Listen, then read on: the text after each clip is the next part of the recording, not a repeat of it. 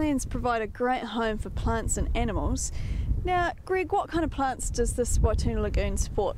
Oh, it's got a massive array of both terrestrial and aquatic plants. So some of the plants you'll see around here are the rushes, the jointed rushes.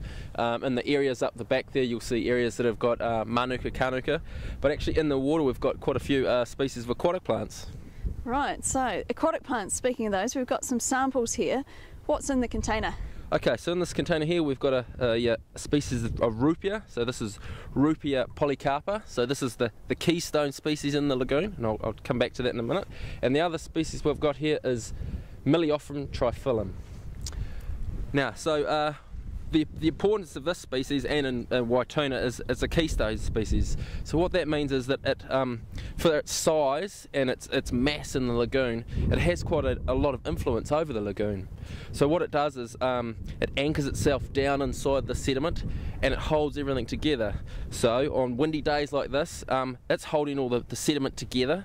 But also, if you look inside here, it's home to a lot of little macroinvertebrates. So in here we've got various species of shrimp, and we've got some chironomids, and we've even got some amphipods.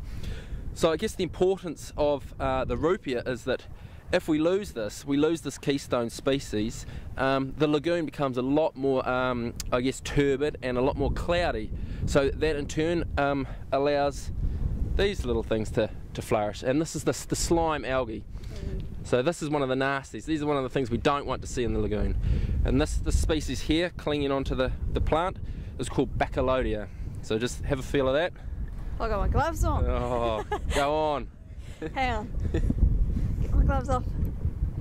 Oh yeah, it's almost like cotton wool. That's right, exactly. So what that does is it sort of hangs onto the bottom of the plant, and in the summer and when the water temperature warms up, it just gets bigger and bigger and bigger, and you end up with these massive cotton wool, I guess, candy floss like structures that are hanging on and out shading the good guys. Right. So once these are gone, this slime will get bigger and bigger, and then the lagoon will be in a very bad state.